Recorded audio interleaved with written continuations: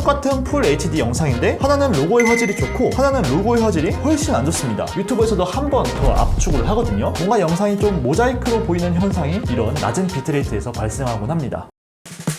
안녕하세요, 비디오 클래스의 하존입니다. 오늘은 프리미어 프로 최신 버전의 출력 기능의 거의 모든 것에 대해서 알려드리도록 하겠습니다. 왜 거의냐면요, 필요한 것만 알려드리기 때문입니다. 프리미어 프로를 처음 다루신 분들은 당연히 도움이 되겠고요, 프리미어 프로를 매번 다루는 분들이더라도 모르는 것이 있을 수 있으니 오늘 영상 꼭 끝까지 시청해 주시기 바랍니다. 편집을 모두 마친 영상을 유튜브에 올리거나 혹은 재생할 수 있도록 영상 파일로 만드는 것, 이것을 바로 출력이라고 합니다. 그래서 영상 편집을 다 마쳤다면 출력이 필수인데요, 출력을 하기 위해서 여기 파일, 내보내기, 미디어를 누르면 됩니다. 그런데 이렇게 미디어 버튼이 활성화가 안 되어 있을 수도 있고 혹은 눌러도 아무런 반응이 없을 수도 있는데요, 이러한 경우는 내가 무엇을 출력할지 선택을 하지 않은 경우에 해당합니다. 그래서 어떤 것을 출력할지 선택을 해줘야 되는데요, 내가 편집을 마친 타임라인을 선택해 주거나 이런 식으로요, 혹은 프로젝트 패널에서 원하는 시퀀스를 이렇게 선택해줘도 됩니다. 그런데 이대로 그냥 출력하면 간혹 원하는 길이만큼 나오지 않을 때가 있습니다. 이는 바로 출력 시작점과 끝점을 선택해주지 않은 경우인데요, 지금 같은 경우 프리미어 프로의 출력 구간을 지정해 준 것입니다. 간혹 나도 모르게 구간이 지정될 때가 있는데요, 만약에 이 상태로 출력을 진행하게 된다면 딱 이 구간만 영상이 출력되기 때문에 이러한 구간을 해제하기 위해서는 이 공간에서 오른쪽 마우스 클릭 그리고 시작 및 종료 지우기를 클릭하시면 되겠습니다. 그럼 끝나느냐? 아니죠. 간혹 편집을 마쳤지만 뒤에 이런 식으로 쓸데없는 영상이 있거나 부금을 실수로 자르지 않았거나 하는 경우가 있는데요, 그럴 때는 맨 뒤에 있는 영상의 끝부분까지 출력이 되는 겁니다. 그래서 이 중간은 그냥 이렇게 검은 화면으로 나오게 되는 거예요. 그래서 이런 것들은 없애주고 잘라주거나 혹은 구간을 지정해서, 구간 지정할 때는 I와 O키로 할 수 있습니다. 그래서 처음 부분에서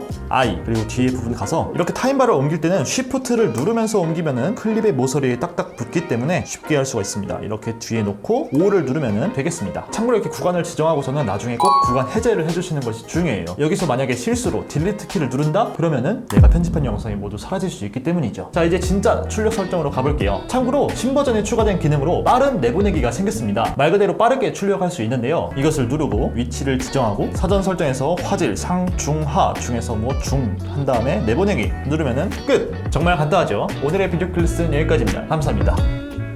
사실 이렇게 출력하면 편하기는 해도 간혹 문제가 생길 수도 있습니다. 빠른 내보내기 기능을 문제없이 사용하기 위해서는요, 가급적 여기 있는 이 사전 설정의 위에 3가지 옵션만 선택해 주시기 바랍니다. 이 아래에 해상도를 따로 조절하는 옵션은 문제가 생길 수 있거든요. 어떤 문제가 생기는지는 뒤에서 조금 더 자세하게 알려드리도록 하고 자세한 출력 설정으로 가보도록 하겠습니다. 자, 다시 바깥을 눌러서 빠져나오고 파일, 내보내기, 미디어를 눌러도 되고요, 혹은 여기 있는 내보내기 탭을 누르셔도 되겠습니다. 이 내보내기 창은 업데이트된 이후에 이전과는 다르게 굉장히 많이 바뀌었습니다. 하지만 핵심 기능은 똑같습니다. 먼저 첫 번째 파트에서는 영상을 출력하는 미디어 파일이라는 옵션이 켜져 있고, 나머지 아래에 있는 것들은 인터넷에 영상을 공유하는 기능들입니다. 근데 보통 경우에는 쓸 일이 없기 때문에 지금 그냥 이 위에 것만 체크된 상태로 진행을 해주시면 되겠습니다. 여기서 파일 이름을 설정할 수 있고요, 위치를 지정할 수 있습니다. 그리고 사전 설정과 포맷으로 영상의 규격 그리고 화질을 지정할 수가 있습니다. 현재 우리가 통상적으로 사용하는 규격 그리고 유튜브에 업로드할 때 사용하는 규격은 정말 국룰이라고 할 수 있는, 아니 세계 룰이라고 할 수 있는 H264를 사용합니다. H264 블루레이도 아니고요, H265도 아니고요, H264 이것을 선택하시면 되겠습니다. 그 위에 사전 설정은 말 그대로 사전에 설정된, 영어로 하면 프리셋, 미리 설정된 세팅이라는 뜻입니다. 예전에는 이 사전 설정에 뭐 유튜브용도 있었고 뭐 이것저것 되게 많았었는데요, 지금은 사실 그런 것들이 많이 의미가 없어지면서 몇 가지 적은 옵션으로 통합이 되었습니다. 여기서 매치 소스, 한글로는 소스 일치라는 의미인데요, 이 소스 일치란 우리가 편집할 때 시퀀스에서 이미 해상도와 프레임 레이트를 설정했었죠. 그 규격 그대로 여기 있는 어댑티브 하이 비트레이트, 미디엄 비트레이트, 로우 비트레이트, 쉽게 말해서 화질을 상중하로 결정할 수 있는 거예요. 당연히 화질이 좋을수록 출력도 조금 느리고요, 용량도 더욱 많습니다. 하지만 우리가 영상을 출력하고 유튜브에 업로드하면 유튜브에서 영상을 그대로 틀어주는 것이 아니라 유튜브에서도 한 번 더 압축을 하거든요. 그러니까 한 번 더 화질에 손상이 발생한다는 거예요. 그래서 애초에 높은 화질로 출력을 해놓고 유튜브에서 깎아먹더라도 손해를 조금 더 덜 보게 가장 높은 높은 비트레이트로 설정을 할 것을 추천드립니다. 이렇게 사전 설정을 이용해도 좋지만 만약에 해상도를 바꾸고 싶으면 여기에 있는 프레임 크기에 체크를 해제해 주시고 여기에서 설정할 수도 있고요. 혹은 사용자 정의에서 내가 원하는 가로 세로 값을 입력해 주셔도 되겠습니다. 하지만 보통 우리가 사용하는 규격은 여기 이미 위에 잘 나와 있습니다. 그래서 원본이 4K지만 여기서는 풀 HD로 해상도를 낮춰서 출력할 수도 있는데요. 지금처럼 시퀀스가 4K로 편집이 되어 있는데 내가 풀 HD로 출력을 하려고 하면은 우리가 작업한 영상이나 이미지 등이 일반 풀 HD보다 훨씬 더 구리게 출력이 되는 문제가 있을 수 있습니다. 그래서 그냥 이대로 출력하시면 안 되고요. 여기 보시면 비디오 클래스 로고가 있죠. 똑같은 풀 HD 영상인데 하나는 로고의 화질이 좋고 하나는 로고의 화질이 훨씬 안 좋습니다. 이것을 해결하기 위해서는 여기에 있는 기타를 누르신 다음에 아래로 내려가시면은 최대 렌더링 품질 사용이 있습니다. 이것을 클릭해 주시고 출력을 하면 됩니다. 뭐 이거 출력한다고 해서 용량이 늘어나거나 하진 않습니다. 그런데 아까 우리가 썼던 빠른 내보내기 있죠. 거기에는 이 옵션을 직접 선택할 수 없기 때문에 지금처럼 4K 시퀀스를 풀 HD로 출력하려고 했을 때 이러한 화질 저하 문제가 발생할 수 있습니다. 자, 이제 화질을 설정해 보겠습니다. 사실 화질이라는 개념은 굉장히 모호한 개념인데요. 하지만 그래도 우리가 준비한 영상을 되도록 화질 손상 없이 유튜브에 그대로 가져가는 것이 화질 설정의 목표입니다. 즉 우리가 준비한 영상보다 더욱더 화질이 좋아질 수는 없는 거예요. 그래서 이 화질을 설정하는 것은 어디까지나 우리가 준비한 영상의 화질을 보존한다라는 개념으로 가야지 이 화질 설정을 높이면 높일수록 화질이 더 좋아진다? 이렇게 가시면 안 됩니다. 그래서 우리가 준비한 영상을 최대한 보존하기 위해서는 적절한 비트레이트가 필요합니다. 비트레이트는 정확히 초당 처리하는 비트의 양을 의미하는데요. 이렇게 말하면 너무 어렵죠? 그냥 데이터량을 의미한다고 보시면 되겠습니다. 프리미어 프로에서는 비트레이트의 단위로 메가비트 퍼 세컨드, 즉 초당 메가비트, 여기서 메가비트는 메가바이트와는 다릅니다. 8메가비트가 1메가바이트에 해당합니다. 여기 기본 비디오 설정에서 조금 더 내려보면은 비트 전송률 설정, 비트 전송률이 영어로 비트레이트예요. 만약에 이 비트레이트를 8로 설정했다면 용량 계산이 굉장히 쉽습니다. 8메가비트가 1메가바이트니까 영상이 시출하면은 10메가바이트가 되는 것입니다. 알고 나니까 굉장히 간단하죠? 그런데 우리가 익히 화질이라고 알고 있던 해상도는 또 비트레이트와 어떤 관계일까요? 정확히 말하자면 이 비트레이트와 해상도는 완전히 구분해서 설정할 수가 있습니다. 그래서 만약에 4K 영상, 아니 8K 영상이라 하더라도 비트레이트를 똑같이 8로 설정했다면 8K 영상이지만 고작 10메가바이트밖에 안 되는 것이죠. 하지만 화질을 놓고 보면 같은 크기로 봤을 때 풀 HD의 비트레이트 8보다 8K 영상의 비트레이트 8이 더 안 좋아 보일 겁니다. 적은 데이터량으로 고해상도를 표현하려고 하다 보니까 영상이 너무 심하게 간략하게 보이는 것이죠. 그래서 우리가 흔히 말하는 깍두기 현상, 뭔가 영상이 좀 모자이크로 보이는 현상이 이런 낮은 비트레이트에서 발생하곤 합니다. 그럼 이 비트레이트는 몇으로 해야 적절한가? 몇으로 해야 적절한지는 프리미어 프로가 친절하게 알려주고 있습니다. 프리미어 프로의 사전 설정에서 이 매치 소스 어댑티브 비트레이트가 제시하는 해상도와 프레임레이트 별로 고화질, 중화질, 저화질 이 3단계로 분류해서 비트레이트를 알아서 책정해줍니다. 그래서 프리미어 프로가 제시하는 적절한 비트레이트는 이와 같습니다. 풀 HD인 경우 고화질에서는 19mbps, 중간은 11.9mbps, 저화질은 5.7mbps, 4K인 경우 고화질은 75.9mbps, 중간 화질은 47.5mbps, 저화질은 22.8mbps입니다. 여기서 알 수 있는 건 풀 HD에 비해서 4K의 픽셀 수가 4배 더 많기 때문에 비트레이트도 정확히 4배 측정된 것 같습니다. 하지만 프레임 레이트가 달라진다면 화질에 영향이 미칩니다. 당연히 초당 생성되는 프레임 수가 많아질수록 그만큼 데이터량이 더 필요하겠죠? 그래서 방금 이야기한 비트레이트는 30프레임 기준이고 60프레임으로 영상을 제작한다면 여기서 2배 프레임 레이트를 확보해야 합니다. 이제 영상의 해상도, 프레임 레이트, 그리고 비트레이트와 화질의 관계에 대해서 어느 정도 이해하셨죠? 여러분이 쓰고 있는 대부분의 PC와 노트북은 하드웨어 가속이라는 인코딩 옵션을 지원할 겁니다. 이걸 쓰면 출력이 더욱더 빨라지는데요. 여러분은 이미 빠른 속도로 출력을 하고 있을 겁니다. 아니, 저는 출력 겁나게 느린데요? 라고 생각되시면 한번 체크해 보시기 바라겠습니다. 자, 다시 메뉴로 올라와서 살짝 아래로 내려보면은 인코딩 설정에서 성능의 하드웨어 가속이 있는 게 보이시죠? 이 설정이 활성화되어 있다는 것은 여러분의 CPU나 그래픽 카드가 인코더라고 하는 특수한 회로가 있기 때문에 이 설정을 지원하는 것입니다. 만약 하드웨어 가속이 안 되고 소프트웨어 전용만 된다, 그런 경우라면 어도비에서 지원하지 않는 그래픽 카드를 사용하고 있다는 의미입니다. 보통 최신 그래픽 카드들은 모두 지원을 하고요. 꽤나 9세대 그래픽 카드들도 하드웨어 가속을 지원하고 있습니다. 설정에 따라서도 하드웨어 가속을 지원하지 않을 수 있는데요. 아래 내려보면 있는 비트 전송률 설정에서 VBR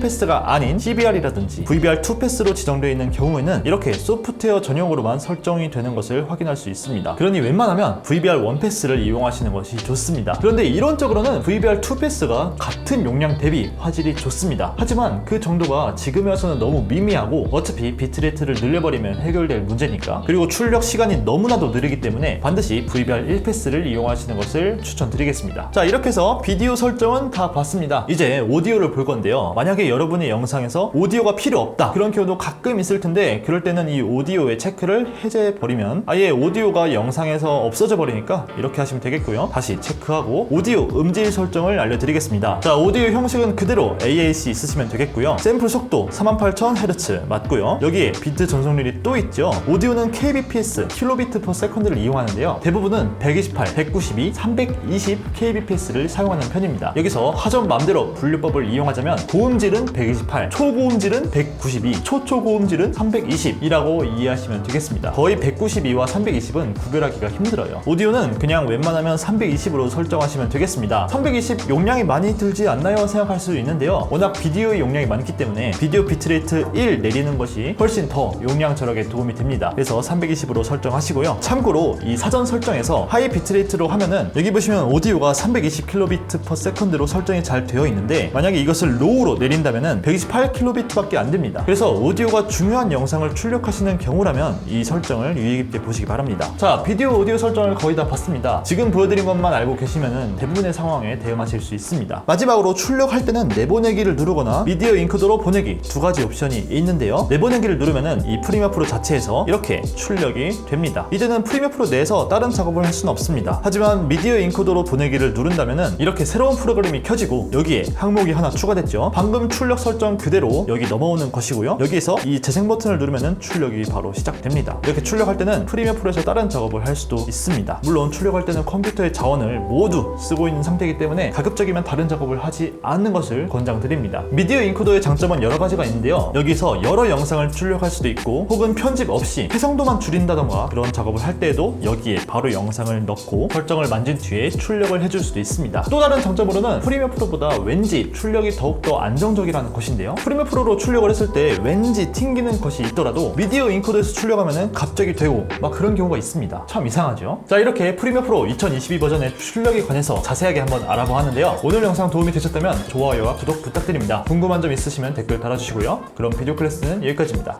가봐!